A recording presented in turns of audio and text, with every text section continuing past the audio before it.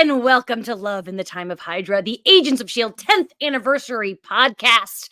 On this day, 10 years ago, Tuesday, February 4th, a little bit of stuff was happening in the world. The #1 movie in the U.S. that day was Ride Along, starring Kevin Hart and Ice Cube. The #1 song in the U.S. was Dark Horse by Katy Perry featuring Juicy J. Same-sex marriage was legalized in Scotland, and racists on Twitter decided that they were boycotting Coca-Cola for their inclusive Super Bowl ad. A lot has changed, everybody. Just kidding, it hasn't. But the most important thing that happened on this day 10 years ago was Agents of S.H.I.E.L.D.'s 13th episode, Tracks, aired on ABC at 8/7 Central. Hello, I'm Jamie Jirek, and I'm here with my co-host, boyfriend, and level 1 Agents of S.H.I.E.L.D. fan, Tony Paletto. Hi, Tony. Hey, oh God, it feels so good when I get that title shout out. I feel so mature. Hi, everybody. Welcome back. We missed you. We really did. And I'm so excited to announce today's guest. We are joined by the co-host of a little podcast you may have heard of called Comic Books Phase Zero. Aaron Perine is here, everybody. Ah, wow. What's going on, guys? What's up? I clicked on the wrong StreamYard link and here I am. What's going on?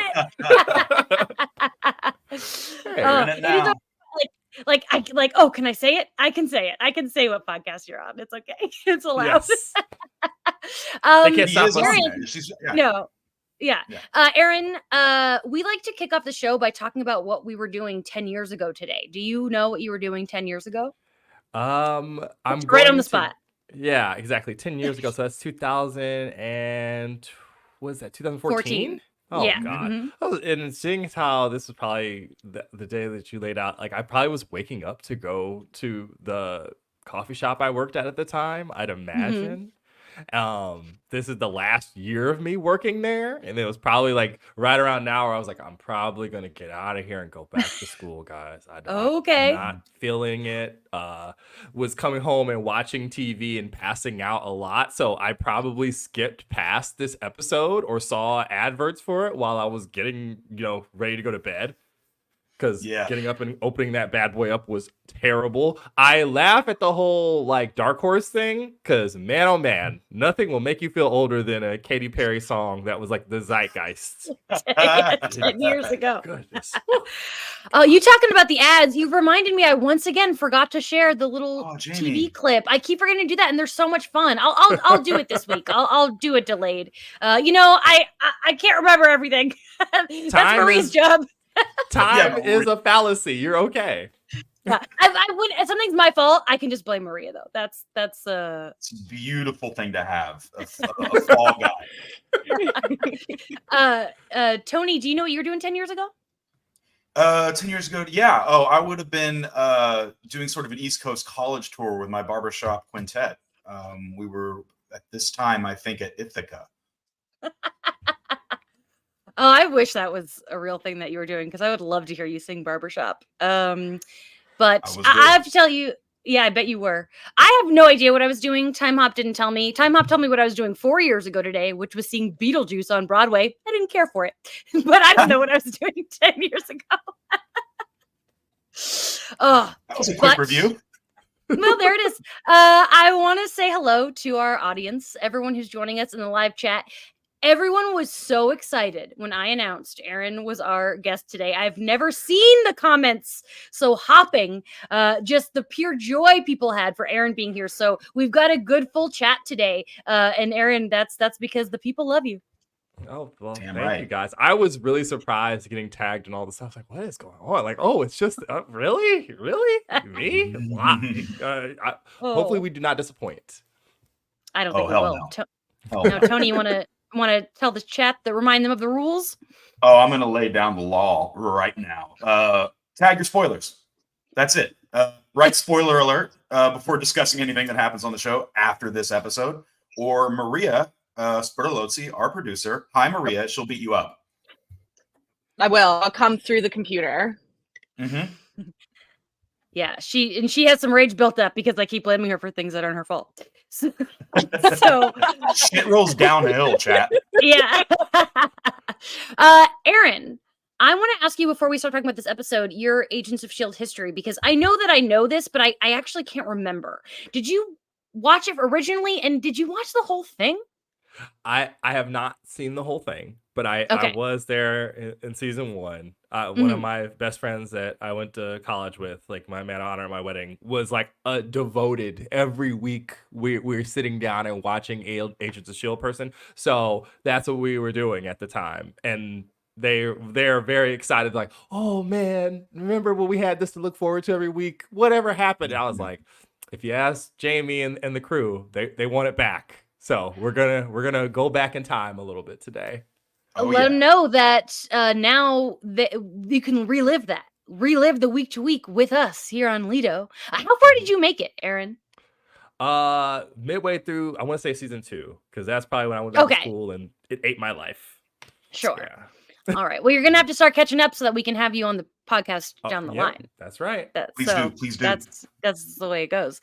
So this episode is called Tracks. It was written by Lauren LaFranc and Raphael Judkins. They were producers on the show who previously wrote The Hub, so they have a good track record. They've written some good episodes so far this season. The episode was directed by Paul A. Edwards. This is the only episode of Agents of S.H.I.E.L.D. he directed, but his credits also include Heroes, Pushing Daisies, Battlestar Galactica, Lost, Supernatural, Gotham, and Aaron will like this, Cloak and Dagger. All right. Yeah, yeah, exactly. And the cast, we've got the original core 6 per usual. David Conrad is back as Ian Quinn, and J. August Richards is back as Mike Peterson, aka what? Deathlock! We're obviously going to talk a lot about Deathlock later. What a reveal! And this episode features that obligatory Stan Lee cameo. It's such a big deal. You're not a real Marvel show until you get Stan Lee in there. So we will also be talking about that. And the episode synopsis: the team plans a train heist in order to track tech purchased by Ian Quinn, but things go quickly awry. Will Coulson's team make it out of this one alive? We don't know. We don't know yet. Aaron, before we deep dive, what are your initial thoughts? Do you like this episode? Do you think it's a good one? I did enjoy this quite a bit. It's like, when we do these big Marvel shows now, there's a comment that it feels like a movie separated into little chunks. This feels like a TV show, which is very refreshing, because I was like, oh, yes, hello, characters I know in a situation that I enjoy, very much a premise, very recognizable premise, and off we go, off we pop. I don't know if you did this on purpose, but I love like weird train episodes. Like this is my entire bag. I love Infinity Train, that one mission on Yes. Paper Mario: 1,000-Year Door where you're like a detective on a train. So I'm like, oh boy, it's one of my favorite premises. So I was really, really digging this one. Cool. Tony also likes train stuff, so I was excited for him to see this one. Tony, what were your thoughts? Well, I mean, I tell you this now, Jamie. I was on a train once. Anytime Jamie and I, we watched something, there's a train in it, I tell Jamie I was on a train. I took a really beautiful train ride about 3 years ago from Los Angeles to Portland, Oregon, when it was awesome, and I loved it. So I mean, I just like trains. They're just a great thing for action and intrigue. Just the way it's set up, the staging of it is great. And I loved this was a really good, like, high concept episode. I like the way it's structured. We're kind of going back to the beginning of the story and having sort of 4 separate chapters from different perspectives. Thought that was really, really cleverly done and enjoyable. It's currently, where did I put this? I ranked it third in third. my Agents of S.H.I.E.L.D. 13 episodes so far. So it's after The Magical Place, episode 11, and before The Bridge, episode 10. Oh, so this beat Fizzed for you? No, this is number 1. Oh, I thought okay, I missed that. I thought you said that The Magical Place was number 1. You were going back. No. Yeah, Magical Place is number 2.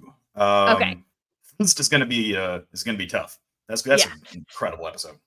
I'll just say that I love this episode so much. It doesn't matter how many times I've seen it. I still laugh. I still cry. It's got everything, this episode. It's so good. And the fact, I mean, from big reveals to the Stan Lee cameo, it's just, this episode feels like, oh, we're cooking. We are really cooking. It is full-bodied. I mean, it's like, it might also be the funniest episode of the combination of, like, I mean, that I've seen so far. Like, for me, it's Sky does her "I'm being an actor" meltdown, which is so precious because she brags about her preparedness, but she can't help herself but proving how prepared she is by creating ridiculous dialogue to say. Oh, you mean Gemma? What did I say? Sky? You said Oh, Sky. yeah. Yeah. Yeah. Gemma. No, Gemma Mm. Simmons. So like that whole business was so funny. And then like you've got Coulson and Ward trying to figure out how shit works on the bus. Like they can't get the technology to work and they look like idiots. And I love that little interlude. So I mean, I laughed a lot at this one. We'll talk a lot about those moving forward because this episode was a commentary episode. So I got a lot of fun facts to drop on you guys because it was J. August Richards, Ming-Na Wen, and the two writers did Lauren and Raph did the commentary. So not only are we going to talk about this episode, but I'm going to be spitting some knowledge in your faces. Get ready. Okay. Yeah. So we're going to start off and talk about the fact Aaron already said it. It's a train episode. Everyone here loves trains. Tony was on a train. It's crazy. I was on a train. Yeah. This is the craziest thing. I'm about to blow your minds. They filmed this episode on a moving train.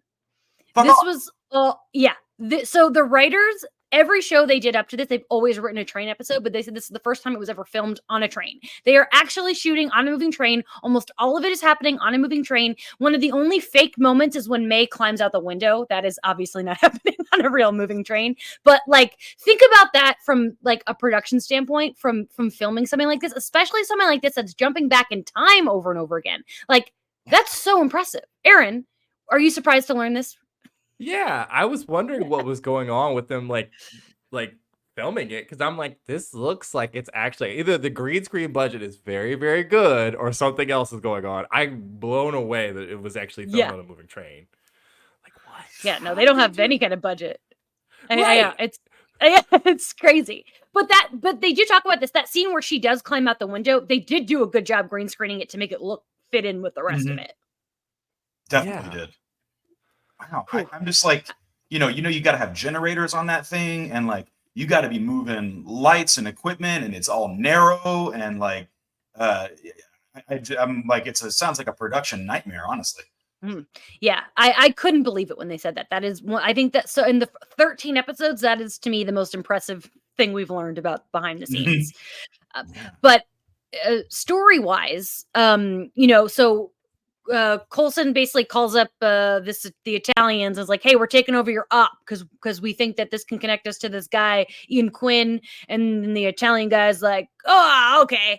And it's funny because we learn later that this guy is he's bad. He's a bad guy. We learn it later. And they were talking about how they wanted to cast somebody with like a nice face, so we didn't see it coming. And I don't know if I'd say this guy has a nice guy face, but I also wouldn't say that instantly was like, he's bad, so I don't know. I guess it worked. I did.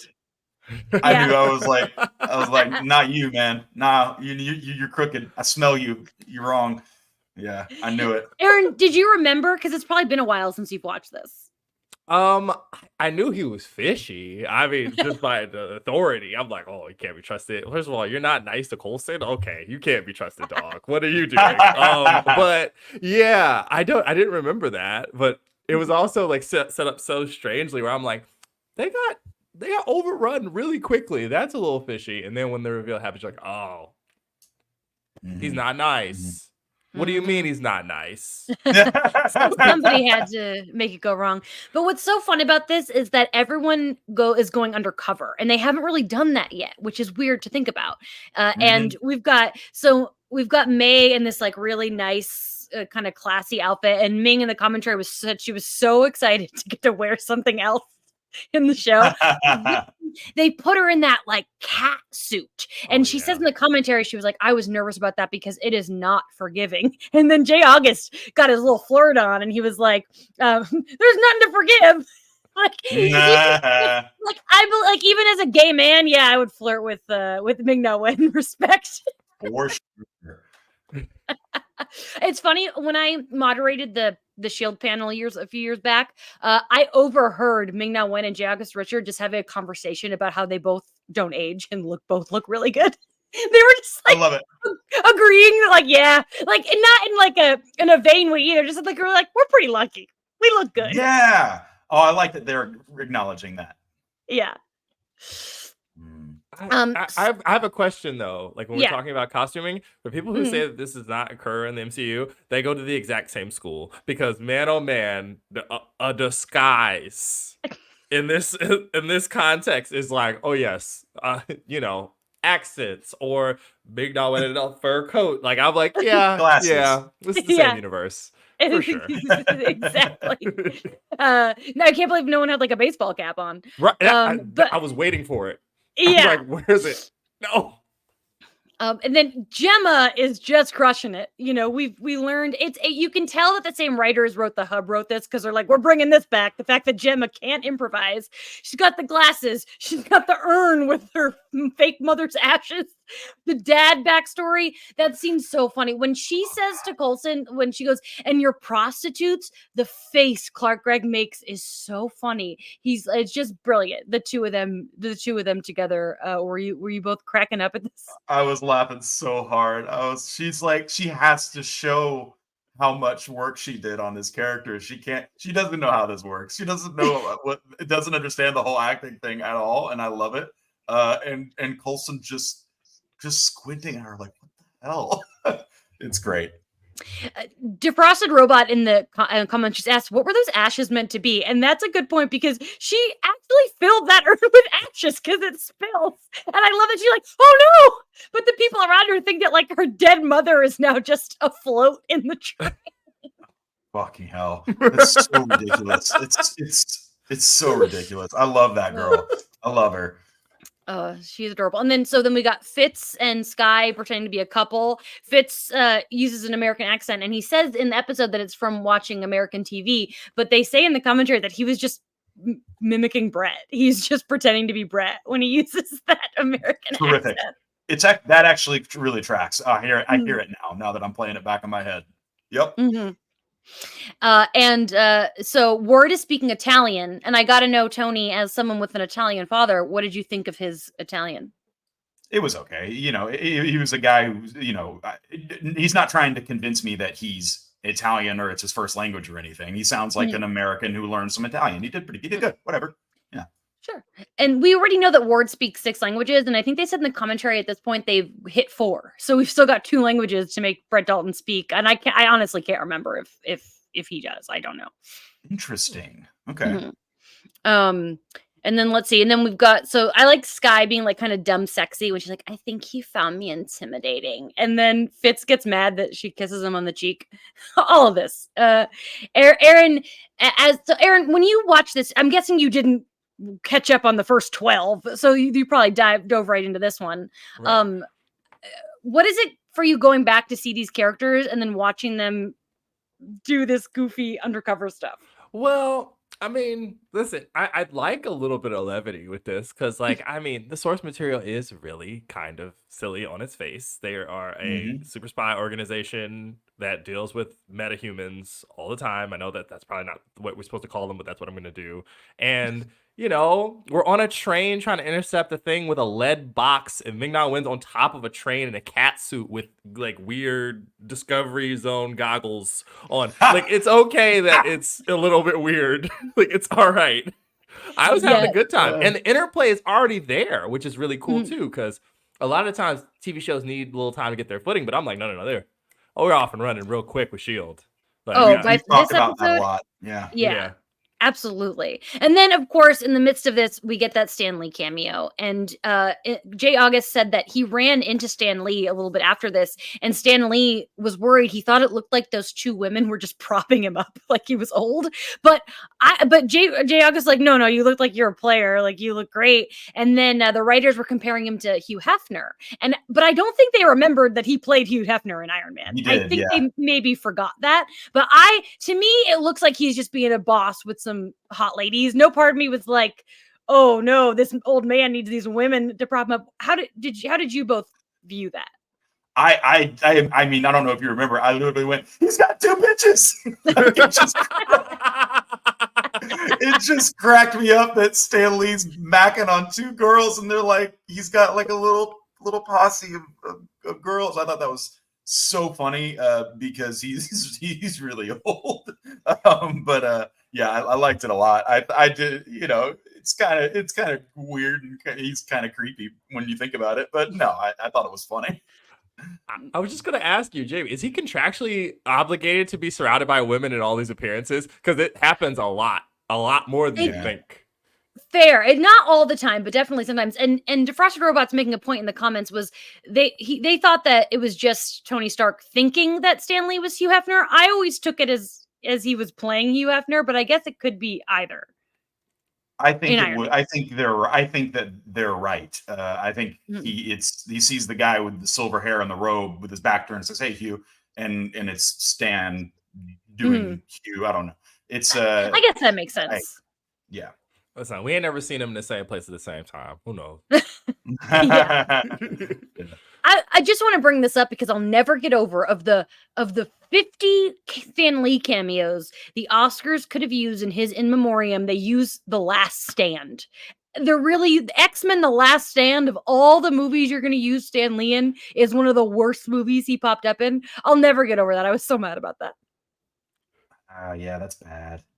Aaron and I will be talking about The Last Stand soon on another podcast. So stay tuned for that. Thrilled to be doing it. Yeah. So Coulson and Ward, they jump off that train. The train disappears. We eventually learned that, in fact, they were shot with dendrotoxin, which is the same stuff that's in the night gun. So they actually just lost some time. Obviously, Brett and Clark aren't the ones who jumped off the train, but apparently they were very into like rolling around on the dirt when they were doing those poses. I guess they had a lot of fun getting down into it. I would too. Mm-hmm. And then, of course, this came up, the holotable scene. This is probably my favorite scene of the episode because you don't get to see Brett Dalton being funny too often, and he crushes it. And apparently they riffed for 5 to 10 minutes, and it really makes you actually appreciate what Ian and Elizabeth are doing because obviously when they're acting, nothing's there. That gets added later by Mark Kolpak and the VFX team. So they're doing some good hand acting, and I think that we need to acknowledge that's impressive.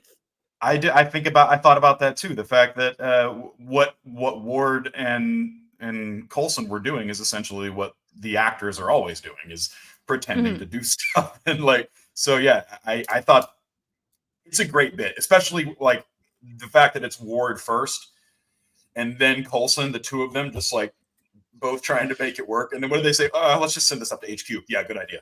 Like, great. It's funny 10 years later that we have like weird goggles that'll actually allow you to do this in real life, and like it was like science fiction like 10 years ago. It seems it's a little weird, but also like we've been talking a lot about actors being able to interface with like stuff that's not there and other stuff we've talked about, Jamie, and like it really is kind of like a real art to be like, all right, you have to pinch this thing, now you're gonna make it bigger. And it's also like this like iPhone maybe 3 at the time, so we don't have all the dexterity stuff. There's no HoloLens to base it all off. We're just making it up as we go. So that was really kind of cool. Yeah, I'm interviewing a mocap actor on Tuesday. I don't think I can say for what at this moment, but like it's really fascinating all the stuff that goes into pretending things are there when they're not. Yeah. Like that is definitely a talent in itself. So after the holodeck, it's not Star Trek. It's a holotable. I wish they had a holodeck episode, but anyway, never mind. Okay, so Ward brings up the fact that that May told Coulson that they were having sex, and then I love this moment because first Coulson threatens him to send him. We get a Blonsky name drop, sure as hell did. To the Blonsky cryocell, which of course we eventually see years later in She-Hulk. And then I love the line where Coulson says to Ward, if it's really just sex, you should get comfortable with saying the word. It's like, oh, he got like so dadded by Coulson in that moment, like just punched down so hard. And it's like, damn, sounds like May needs a real man. Oh, I'm with that for sure. I told you he was just a toy, just something to play with. She's burning some calories, having a little fun with the guy. He's hot and all that, but he's just not. He doesn't have it, man. I've known that the whole time. She knows it too. She gets it. She knows what she's doing. May's gonna be fine. Burning calories is not my lexicon. Thank you, Tony. That's really funny. he does get sunned real hard. It's like, oh. It almost felt like me, and I was like, "Geez, Luis, poor guy. You're just trying to do what you can do." And it's like, there's nothing you can really say in that moment. Like, all right, yeah, I'm gonna go over here and fire up the jet. Yeah. Yeah. Well, he's always kind of saying the wrong thing. Like with he's the baby between like comparing the maturity of like Coulson and May and Ward. Like he's always trying to be mature and make adult choices and have adult conversations, but everybody else is always like way ahead of him on that already. So this isn't the first time he's kind of looked a little silly trying to have a discreet romantic fling. Yeah, when it comes to shielding, he's like on the level with Coulson and Ward and way ahead of the other three. But when it comes to like being a human, Coulson and May are just leaps and bounds ahead of him. Yes, they are. But speaking of May, this is when like we cut back, and this is a really cool device that the episode uses. They use the train overhead to signify that we've gone back in time. We're now seeing what May's up to, and she when at the end of the Coulson and Ward thing, the Italian guy comes up, and all of a sudden he's like, and he falls down, and then you see a haggard May throw a knife into his back, and she's like, "Wheels up in 5." When she said that, Tony went, "Yes, ma'am," out loud. That got me hot, man. She just the way May was looking and the way she sent that line at me, I was like, whatever you say, like I'll be Ward for a minute, like whatever. Yeah, I love that. Wheels up in 5. Ooh, yes, ma'am. Ming. So Ming talked a little bit about this whole sequence in the commentary we broke, Aaron. And so first we see her on the train. She does that like badass parachute landing. And she described it. So how they did that was there's like a stunt guy on a ladder waiting for the wind to be just right to let the parachute fly. And I love hearing stuff like this because you just don't think about that. And they had to do that many times because sometimes the wind doesn't cooperate. And what they got was badass. That's a badass shot. Yeah, that's amazing. I would have thought maybe they hit him with a big fan or something, but gosh. And also like you lose that parachute, you then have to like put it back together, and that takes a long time. Like, wow. I never would have guessed that. Like, this is blowing my mind that they did so much of this practically. I'm like, there's no way in 2024 you're not having you actually jump off the back of this train with the wind conditions blowing you back because of liability and also money. We're doing this one time, and whatever we get is what's gonna happen. So, man. Fix it in post. Yeah. Wait until the end of the episode when I tell you how many days they shot all this in. Like to know all the stuff they did, and then in the amount of time, it's just crazy. But so then May gets kidnapped. But no. Before we talk about that, we have to talk about the fact that when she gets off that train, she sees Coulson and Ward frozen on the ground, and she goes right for Coulson. She has major relief when Coulson is alive before she even fucking clocks Ward. She's like, she could give a shit about Ward. That man is an afterthought. And I think all fuck boys are afterthoughts.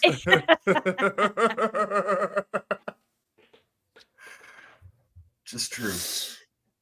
It's what, and we're going to talk more about Coulson and May, but I do want to backtrack and to talk about like she gets kidnapped, and then that scene where she's hanging. So Ming said that the water they're throwing on her was actually really cold, and it was dripping all into the suit that she's wearing, and she was actually hanging there. They had her hanging there because they wanted to see the tension in her arms. So poor Ming was like, I know, it's wild. Like the director was like, no, I'm going to hang Ming Na Wen from this. I mean, I'm sure they brought her a little stool between takes. Yeah. But that's brutal. I love the first time. So sorry to interrupt, Aaron, but like Ming getting tortured is like something I always imagined, because she's such a hard ass. And when it was going down, it was really gratifying because she's just such a boss.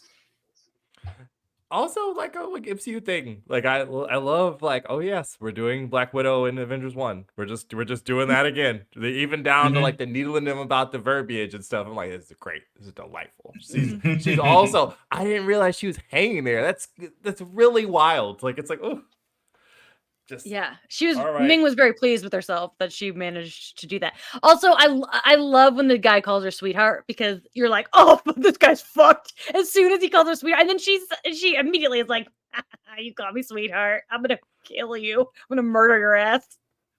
Yeah, fucked up, man.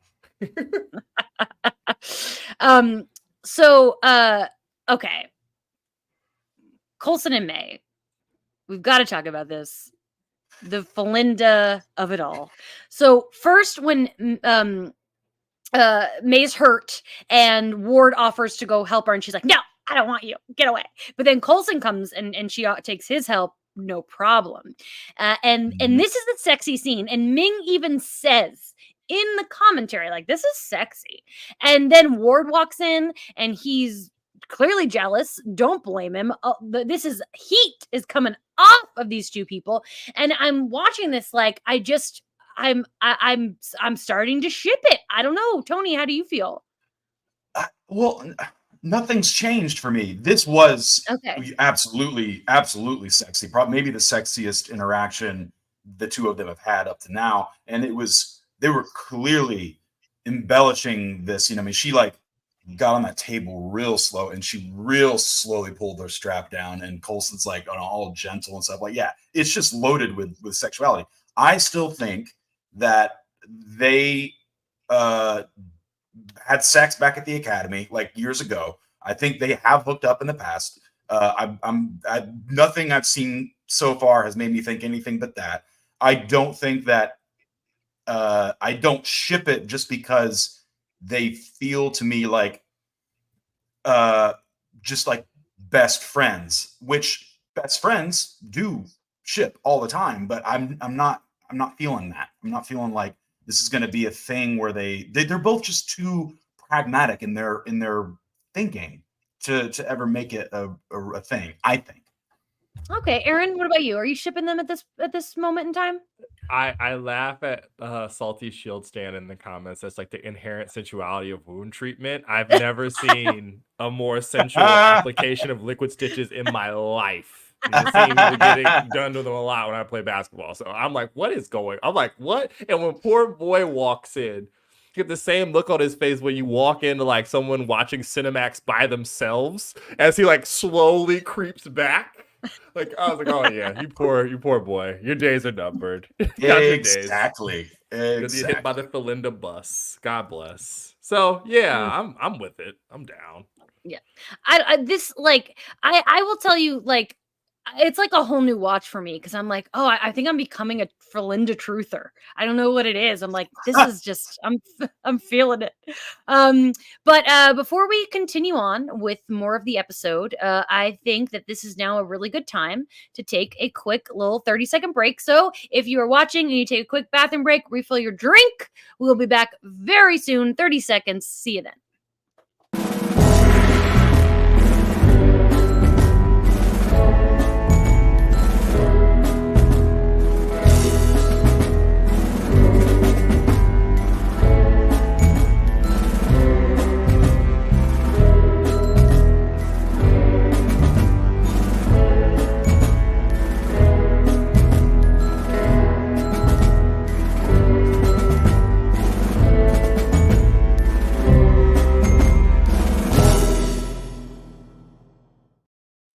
Welcome back to Love in the Time of Hydra. We are here with Aaron Perine talking Agents of S.H.I.E.L.D. episode 13, Track. Oh my gosh. We're backtracking again. Now to Fitz and Sky's little journey. Hitting it back, cut back to them. And, Sky is asking Fitz about the 084s because we learned last week that she's an 084 and we don't really know what that means. And Fitz doesn't know that what she's asking for. So he's saying insensitive things. Like, oh, she asked if an 084 can be a person, and he's like, I wouldn't want to meet that guy. And it's like, oh, but I don't blame her for inquiring. Yeah, it's certainly on the forefront of my mind of what the hell that means, especially given how this episode ended, which we're going to get to. But poor Fitz, he doesn't know that he was being insensitive. But I'm waiting. I'm waiting on some some fresh content on this 084 business. I was definitely thinking about it a lot. Mhm. I love that he's got like Tony, that you have like like, you know, the conspiracy board like working full time already. It's already going. It's already there. Yeah. It is like a weird sort of thing. Poor Fitz, he's like a lot of the engineers I knew, where it's like you're great at this computer thing, but the people part of this thing, ugh. Poor boy.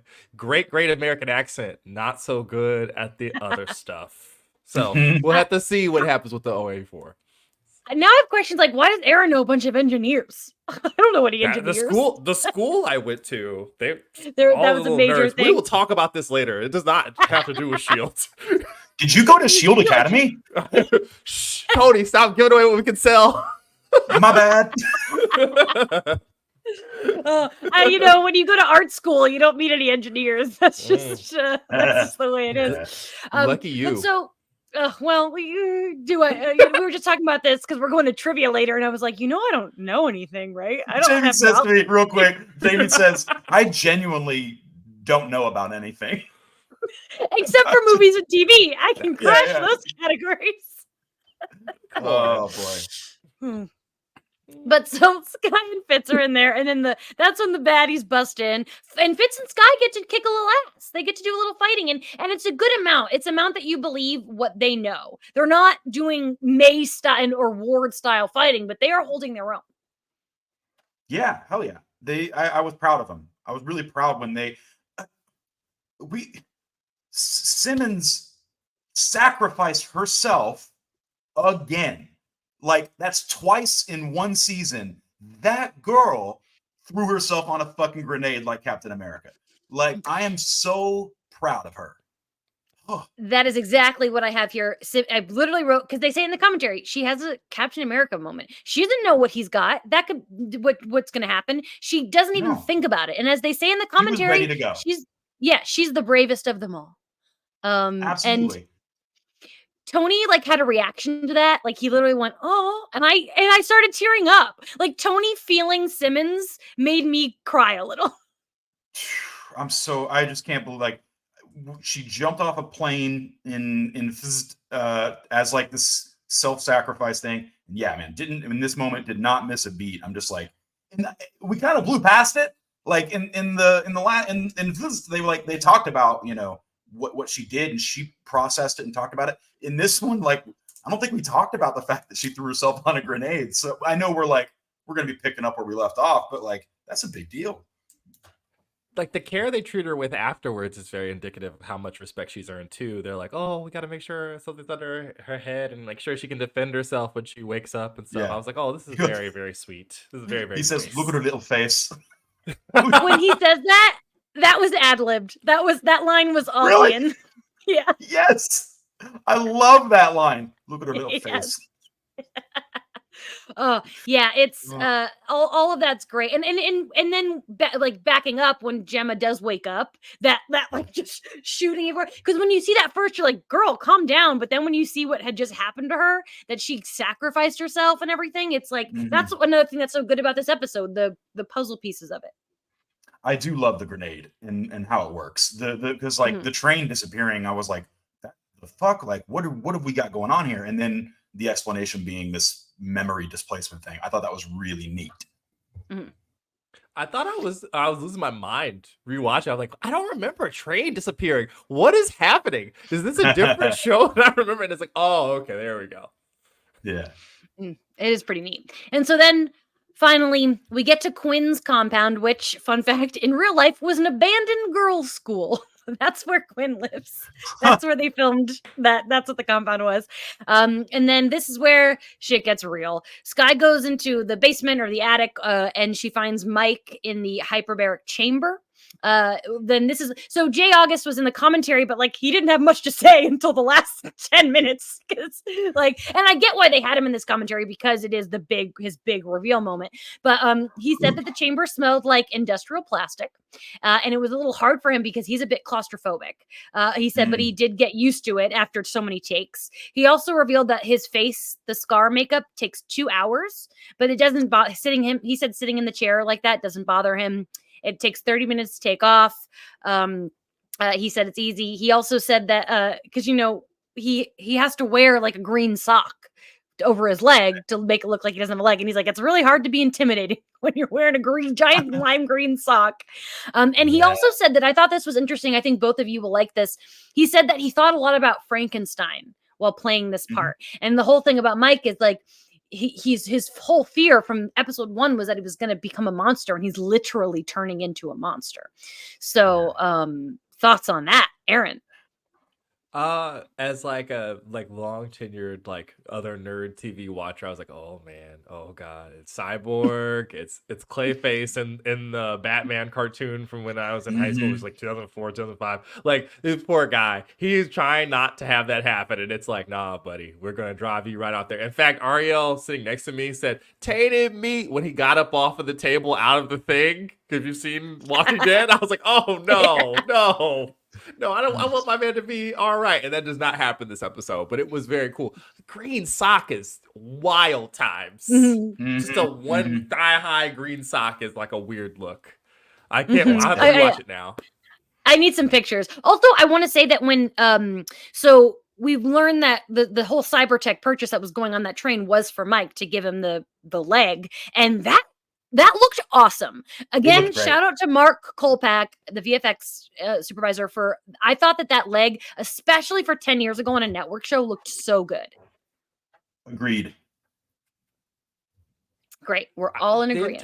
That's the great. entire show is doing such a good job within this budgetary constraint that they're knocking it out of the park. I'm like, man, this was all on freaking ABC. There is no way. Right now. Yeah. Ugh. I do love that they were like, well, we're spending a lot of money on this digital leg. I guess we got to have a stuntman wait for the fucking wind to pick up so we can do a parachute move. Yeah. It looks great. I can't believe I didn't call. I'm not super familiar with Deathlock, but I do know that character. So I can't believe I didn't just clock like, oh, yeah, eye, scar, leg, and then it showed. I was like, fucking duh. So I'm glad I got to. I'm both glad I didn't figure it out because I got to just be a little excited in that time, but also surprised I didn't clock it. It's really cool. Yeah, we'll talk a little bit more about Deathlock when we get to the post-credit scene, but I do want to. We gotta talk about the fact that Quinn shoots Sky, and not once but twice. That second shot when he cradles her and shoots her again, that is bleak. And so Ming in the commentary said that Chloe was really nervous about having to do this, basically dying, your blood is draining. And she said that she watched a lot of violent movies to get a sense of how to act. And I just hope she watched Reservoir Dogs, because all I can think about is I'm dying, I'm fucking dying. I just I really, if I ever get to speak to Chloe again, I really want to ask her, did you watch Reservoir Dogs? Hell yeah. Yeah. She's just dragged. I mean, and it is remarkably bloody, what they shot. I mean, it's pretty gruesome. Maybe the most gruesome thing we've seen on here so far. But the tables have turned on Quinn, because he was a very enjoyable bad guy. Oh, you're a smarmy piece of shit. It's not fun anymore. He shot my girl, and I'm coming around on Sky. I was I didn't like Sky in the beginning, and about 2 episodes ago, I was like, you know what, you're doing great. I'm a fan. And then she's shot twice. I was so mad at Quinn. Not fun anymore. Fuck him. I was also earlier in the episode, I had notes about oh man, they're doing such a good job within the constraints of network TV for it not being so bloody, and then I just threw my notebook. Well, we're out of here now. Oh boy. Ariel was like, oh my god. The second shot is what got us in our living room to go, oh my god, what a douche. You're crazy. She's already bleeding internally. It's terrible. So I don't know. And irredeemable. The way everyone reacts, first of all, Coulson, it's just so sad, because he instantly is blaming himself. And Ming said that Coulson actually had earbuds in and was listening to music to prepare him for that moment, the moment with Sky being shot. But she didn't know what he was listening to. And I'm like, Maria, mark this down, because if we get Clark on here ever, I want to ask him what music he's listening to, if he can remember, because I bet he would. I bet he'd remember, because I think that's a really interesting. I know that some actors do that. And I think it's always fascinating to me in the times in my past when I have acted. It's been a long time. That's not something I ever did, and I think it's a cool technique. Yeah, I love that. And his reaction got me in the guts. He walked in and said, "Oh, first." Like, that was just, it was such a genuine surprise, and it hit him. It was really well acted. The song did real well for him. It's just so moving. I don't know. Like it's like a realistic kind of reaction. Like, oh my God, everything is like out the window. There's just the right amount of chaos and like Coulson taking real charge of everything, and then some of the other younger members being in shock. It's like, oh man, this is really. I'm like bringing the heat. I'm like, wow, what a show. And I that's thought what Coulson was going to kill Yeah. Quinn. I thought Coulson was going to pull that trigger on Quinn. I thought he was going to do it because like he was that would have been cool. white But hot mad. they need him. They need him because they need to find out more about the clairvoyance. So I get it. But like, and he's not a murderer. No, You know. well, true. That's fair. Yeah. But so I love everyone's reaction in the scene. Everyone is scared. Even May is scared. Simmons, I love that Simmons, she gets into serious doctor mode. She can't improvise, she can't go undercover, but she's a doctor. And she's like, do what I say, get her in that chamber, and everyone's freaking out. She's just like takes charge. And I really love that as soon as she is done, she takes charge. The second she gets everything under control, she walks away, she's wiping off the blood, and then she starts to cry, and then Fitz immediately comes in and starts holding her. And when I tell you, it doesn't matter that I've seen this episode, that makes me cry. The Fitz and Simmons together. Tony, are you feeling the same way about Felinda in that you just see them as friends still, or are you getting to a ship at all for them, or is it still friendship across the board for you? No, it's still brother and sister for me. That's okay. That's okay. Oh, I thought you'd moved beyond that. Okay. I don't know. I feel they're just so connected. They're like twins to me. Like, and even the name is sort of this playful, like a play on, one person, Fitzsimmons. So to me, I don't know. I still don't see them romantically, but I'm with you, Jamie. That was a very emotional moment. I didn't cry, but I could have, it's really, really powerful. I'm capable. No, not above it. No. Aaron, did you cry? We didn't cry, but I was like, it's a very, very good decision not to have him even say anything. Just come over and immediately embrace, and it does all the work you needed to do. Like those shots slowly receding. I was like, oh man, look at it. Like that's some restraint. Like now, I feel like there have been some sort of like it's okay, but no, just we all have the grief. And Ariel was like, doctoring. She's like, that's exactly how it goes. Yeah. She's like, there's no words. We're just sitting here crying. There's nothing to be said. So if our listeners don't know, Aaron's wife is a doctor. So yeah, she is. Yeah. In case you aren't aware. Yes, this whole thing, I want to say, I'm sorry, I've lost my train of thought, but what I wanted to say was earlier we were kind of chastising Fitz for not having a good emotional grasp, but that does not apply to the end of this episode. And I think that has a lot to do with him understanding Gemma. He knows Gemma. He might not know people, but he knows Gemma. And I think that's a part of the reason why it hits me so hard. Totally.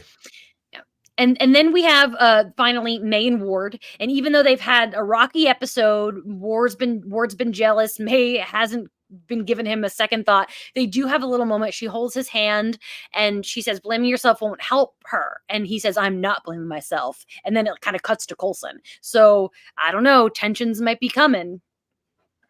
I think that's true. I think, I don't know. It's Coulson does, I mean, like his strategies are almost always a Hail Mary, like he's really going for it and swinging wide.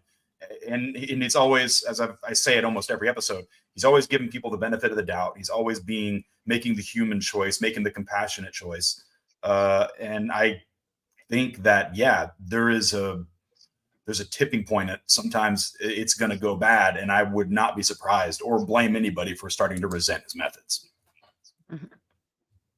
If things were to hit the fan later in the season, you could immediately see some sort of blow up happening. Like I'm like, oh, there's the seeds. You're like, oh boy, I hope nothing else bad happens. But it's like it's S.H.I.E.L.D. Like something else is going to occur. Like they're doing it can happen next week. Who knows? Who knows? So and So before we get onto the post-credit scene, I mean, right now, Skye is dying. Tony, I'm going to guess you're not worried about her because there's this big question about her, and I that hasn't been answered yet. But even still watching this, like, I'm nervous. What's going to happen? Yeah, well, she got shot twice, and I was like, are they gonna? Oh no, they can't because 084. Like, we got to get to the bottom of that. But I mean, I'm not I think she's gonna make a full recovery. I am nervous about how everybody else is gonna handle this situation. That's a big blow for the team to take. You know, Skye is the underqualified one, and she almost died in the field. So yeah, I'm concerned about the ramifications of it, not necessarily the outcome. Mm-hmm. Yeah, look at big you cliffhanger. guarded. Good job, Tony. Way to go. What do you mean? I'm not telling you. You're not gonna get me. And then- I thought about it for 2 seconds. I'm like, no, you're not getting out of me, Tony. I'm lies to you. All right. Finally, we got the post-credit scene. We talked about how Jay August I don't know if I said this. He did not know that he was playing Deathlock until after they did the leg. He was fitted for the leg. So Tony, you're not the only one who didn't clock it. Jay August didn't even know that he was going to be Deathlock. He had no idea. So I think that's pretty cool. And then just a little Deathlock history. Many people have taken over the Deathlock moniker. The first appearance was the character Luther Manning in Astonishing Tales number 25 in 1974. He was created by Rich Buckler. And then over the years, many other Deathlocks. There was one Deathlock named Michael, but it wasn't Peterson. So I don't think that this Mike was based off of him. Aaron, have you read some Deathlocks? Are you knowledgeable in the Deathlock world? I did go, oh, cool. Like that's a good, nice deep cut. We always joke around about other stuff, like them pulling like obscure Marvel stuff. But that's more, you know, what was the guy? He's more mainstream than freaking Phone Ranger or whatever else we joke around about all the time. So I've seen it before, and I'm like, oh, it's a nice use of something like that, and a way to bring it in on like a TV style budget where you don't have to have this big CGI, you know, Metallo looking mofo running around. That would be expensive, and it might not look good too. Because I would like to, like, it really does look good. Like even the CG zoom in, I was like, oh yeah, it's a good device. I was a big fan. Mm-hmm. I'm excited. I hope they continue to develop his look a little bit more. You know, I hope he gets maybe some more armor or something. I'm excited and to something to protect his face. I'm curious to see if the visually evolves more. Mm-hmm. Nice. Well, that is the episode. I have a couple more little fun facts to share with you. The filming occurred December 3rd to December 13th. We're still in 2013. 10 days. They did all this in 10 days. It's so crazy to think about. That's just crazy. A day and a half was a stuntman standing on a ladder waiting for the wind to be right. A cute thing that I learned that when they do their table reads, every time the Marvel's Agents of S.H.I.E.L.D. comes up, everybody says it together. So when it came up in the episode, everyone in the commentary just went, Marvel's Agents of S.H.I.E.L.D. And it was just really wholesome. That's really sweet. I love that shit. This little family. My goodness. They talked about how the director, Paul Edwards, was a camera operator for a really long time. And that helped him develop his directing skills. And I listed some stuff that I think the three of us would really enjoy, that knowing that he camera operated. First, The Hidden, the weird alien action movie with Kyle MacLachlan, Tony, that you and I watched. No way. He camera op that? Yeah, he was the camera op on that. Ready for this? Kazam? Oh. Yeah. Oh, I gotta tell you, I got a quick aside. One day I had to go to the office with my mom, and I was like 6, and she got to get a little bitty TV VCR in her office, and I had to spend the whole day there. So she went went to the store and came back and brought me 2 VHS tapes, Jurassic Park and Kazam. And I got to tell you, I watched those back, like switching off and off the entire day. And in that, at 6 years old, they were equally great. I believe it. And 2 more that I think you're going to enjoy. Man on Fire. Oh, sick. I fucking love Man on Fire. Top tier movie. And then one of my personal favorites, Blade. Oh, that's cool, man. So a That's little cool. Marvel history there, a little Sure. going all the way back. And then before we kick Tony out to do our little Tony Leaves the Room segment, I want to take a little poll because Ming said this in the commentary, and I thought it was very interesting. She says that Ian could play a young Paul Newman, and then Jay August goes, "That's high praise." And I need to know if you can see it. If you can see the Ian, I can kind of see it. I wouldn't, if we were casting a Paul Newman biopic, he wouldn't be my first choice, but I see where she's coming from, giving him like a young Paul Newman. He does have a certain look to him, but I think she, in the words of Jay August, a little bit high praise. Yeah, I can see it a little bit, but that's so much of that's an energy. You know, I don't get the Paul Newman vibe. It's so much. The resemblance is one thing, but you got to be able to carry that whatever special thing he had. They must all be really good friends. They must all be the best friends. Comments, let us know in the comments, and I might take an Instagram poll on this soon. We'll see. So that's the episode. A little update for next episode. It's really sad, everybody. We have a whole month off. The next Agents of S.H.I.E.L.D. episode is not until March 4th, but we've decided in the middle of that, we are going to do a Patreon episode on February 18th. We're going to watch Street Fighter because we are a Van Damme household and Ming-Na Wen is in the movie. So we thought that would be really fun. It's going to be February 18th live on Patreon at 5 Pacific. So we hope you join us our Patreon. It's $1 a month. It's not too expensive to join us. And then once March 4th rolls around, the leap year will have happened. So that means that episodes are going to be dropping on Mondays. However, we are still going to do our live shows on Sundays because it's just easier for everybody. So still join us on the live show on March 4th at 5 Pacific time. But if you listen later in podcast form, it will be dropping on Monday to stay true to the 10th anniversaries. Tony, anything else before you go? I think so. I feel like I've expressed myself and said everything I needed to say about this one. So I'm just going to say some thank yous. Stephanie at Eclectic Muses on socials. Thank you for doing our really cool artwork. And Ryan Mira of Yellow Pills at Yellow Pills Music on Instagram. He did our music and it's rad. Thank you, Producer Maria. Producer Maria. Hello, you're welcome. Yeah. And thank you, Aaron. So lovely having you. It's lovely to be here. I love seeing your face, Tony. Oh my gosh. Oh, you're sweet. You're sweet. And before Aaron leaves, if you're leaving along with Aaron, don't forget to follow us on Twitter and Instagram. Tony, right? Oh yeah, I'm sorry. Before Aaron stays. Aaron, do not go anywhere. Do not go anywhere. Okay. Tony leaves. Before Tony leaves, if you're leaving with Tony, at LitoPod on Instagram and Twitter. From there, you can check out our link tree where you can find out all the places you can listen to us. Like and subscribe to our channel. Leave us those 5-star reviews. If ask us some questions, we'd love to answer it. If you have not seen beyond episode 13 of Agents of S.H.I.E.L.D., leave. Goodbye. See you later.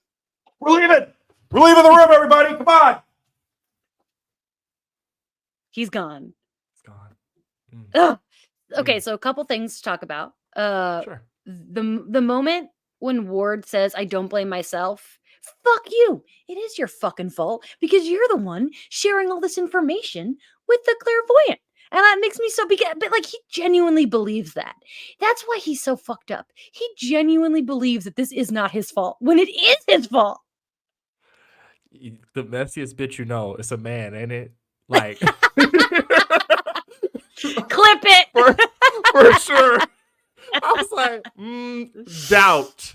I mean, the things you glean on a rewatch. I'm like, yeah, okay. I know it's hard, but the next episode is the first Bill Paxton episode, and Tony's going to lose his mind. He's going to be so excited. I'm just like so excited for Tony. I can't believe we have to wait a month, but that's going to be awesome. Also, it's funny earlier in the episode when I mentioned the holodeck, that is, I guess, technically what half of season 4 is. I know you haven't watched that yet, but when they go in the framework kind of has some holodeck qualities, if you will. So and also in the comics, I actually didn't know this until I was researching earlier, and it came up in the comments today that at one point in the comics, Gemma becomes Deathlock. And I haven't read that, and now I want to. So I need to check that out because that sounds awesome. Right, exactly. If you know exactly what issue that is, we can figure out what it is. We Mhm, can get it so you can read it. I didn't know it either. I saw somebody say that. I'm like, really?